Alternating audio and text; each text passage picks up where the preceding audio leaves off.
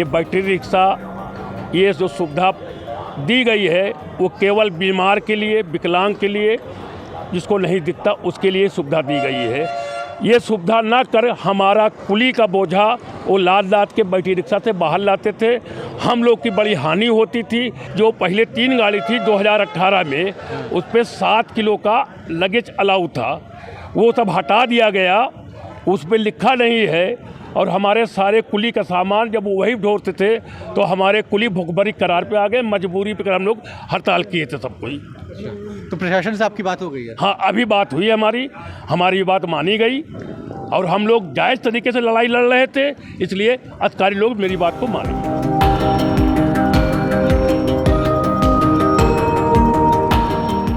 जी, प्रशासन की तरफ से आश्वासन ये दिया गया है कि गाड़ी जो चलाई जा रही है वो टेंडर में है और टेंडर स्कीम में जो भी सारी चीज़ें हैं उसी हिसाब से ये गाड़ियाँ चलाई जा रही हैं। तो मैंने कहा सर अगर उस हिसाब से चलाई जाती तो शायद मुझे आंदोलन करने की ज़रूरत नहीं पड़ती, क्योंकि इसका मैंने रिटर्न में जो है 2 महीना पहले प्रशासन को बता दिया था कि गाड़ियां जो लिखित में दिया गया है प्रशासन के द्वारा उसके हिसाब से न चला करके ये गैर जिम्मेदाराना तरीके से चला रहे हैं। जैसे गाड़ियों पर जब लगेज अलाउ नहीं है तो आप लगेज भी रख करके अगर गाड़ियों पर यात्रियों को अंदर लेके जाएंगे तो जिस काम के लिए मुझे रखा गया है मेरा काम समाप्त होता है। इस बात को लेकर के हमने धरना प्रदर्शन किया था। देर रात करीबन 6 बजे ये धरना प्रदर्शन यहाँ के जो प्रशासनिक अधिकारी थे उन लोगों ने आश्वासन दिया कि रात हो चुकी है, कल सुबह आपकी बात होगी। और आज देखिए, आज हम लोगों को बुलाया गया था, कार्यालय में बात हुई है, इस पर सारा विचार हो चुका है। जो लगेज जैसे एक आम आदमी आ रहा है तो वो कितना लेके जा सकता है, उस पर इन सब चीज़ों को लेकर के बात हुई थी, लगेज को लेकर के। तो सर ने कहा कि आप लगेज यात्री लगेज के लिए गाड़ी करेगा, कुली करेगा, कैसे पॉसिबल है। तो हमने कहा साहब रेलवे बोर्ड ने जो पॉलिसी बनाई थी वो सारी चीज़ को ध्यान में रखते हुए पॉलिसी बनाई गई है। अगर पॉलिसी में लगेज मेंशन नहीं किया गया है तो इसका मतलब लगेज अलाउड नहीं है। तो उन्होंने इस बात को कहा कि जैसा कुछ तो होएगा ही, रखना ही चाहिए, कैसे जाए, किसी पास हैंड बैग है तो उस हैंड बैग को लेकर के हमारी बात हुई है। सर ने कहा कि हैंड बैग एक 5 से 7 किलो तक इस पर अलाउ करो, जो पिट्ठू बैग होता है।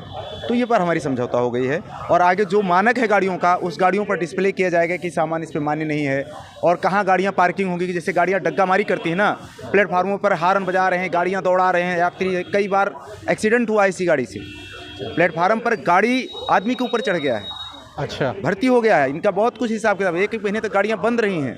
तो इस तरीके से गाड़ी नहीं चलनी चाहिए। पॉलिसी में ये बताया गया है कि गाड़ी पार्किंग होनी चाहिए, यात्री को ज़रूरत पड़ेगा वो कॉल करेगा। और ये लोग प्लेटफार्म पर दौड़ा रहे हैं ऐसे। अभी कुछ दिन पहले गाड़ी प्लेटफार्म पर लाइन में गिर गई थी। ये सारी बातें हुई है। सर ने कहा इन सब पर हम कंट्रोल करेंगे और जो मानक होगा उस हिसाब से चलाया जाएगा। इसी बात को लेकर के हमारा मामला आज शांत किया गया है। यात्रियों का सामान उठाते हैं, लेकिन उसमें भी मैं देखा है कि जो कुली लोग हैं उनको काफ़ी मुश्किलों का सामना करना पड़ता है।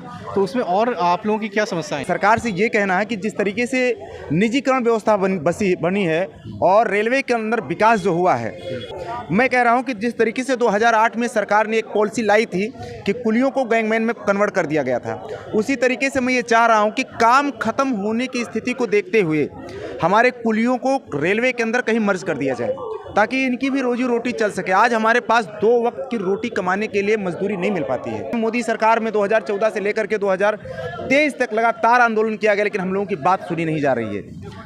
और मैं चाह रहा हूं कि इसमें सरकार आपके चैनल के माध्यम से सुने और इसे विचार करे कि हमारे लोगों को कहीं न कहीं रेल के अंदर मर्ज कर दे, क्योंकि यात्री अब हमारा इस्तेमाल नहीं कर रहा है और हम भुखमरी के कगार पर आ गए हैं पूरी तरह। जो गरीब तबके के लोग हैं, अगर निजीकरण व्यवस्था में ये सारी चीज़ अगर ठेकेदारी पर कर दिया जाएगा तो एक आम आदमी को चलना बहुत मुश्किल हो जाएगा। मैं आपके चैनल के माध्यम से एक चीज़ और सरकार से सिफारिश करना चाहूँगा उन आम गरीबों के लिए कि जिस तरीके से ट्रेनों के अंदर एसी कोच बढ़ाए जा रहे हैं, जनरल के कोच खत्म किए जा रहे हैं, स्लीपर के कोच खत्म किए जा रहे हैं, ये तमाम सारी चीज़ रेलवे बोर्ड के अंदर बैठे हुए वो तमाम सारे अधिकारी इस चीज़ पर सोचें, विचार करें कि इस देश के अंदर जब मोदी सरकार ने 80 करोड़ लोगों को अनाज दिया है और कहा हमारे देश के अंदर 80 करोड़ लोग गरीब हैं, तो क्यों 80 करोड़ लोगों को अमीर बताना चाह रहे हैं ट्रेनों में इस तरीके से परिवर्तन करके कि अगर ट्रेनों में 80% एसी का कोच लग जाएंगे और 20% अगर जनरल और स्लीपर रहेंगे तो आम जनता किस तरीके से परेशान होगी। इस बात को इस चैनल के माध्यम से मैं देश के उन तमाम लोगों को बताना चाहता हूं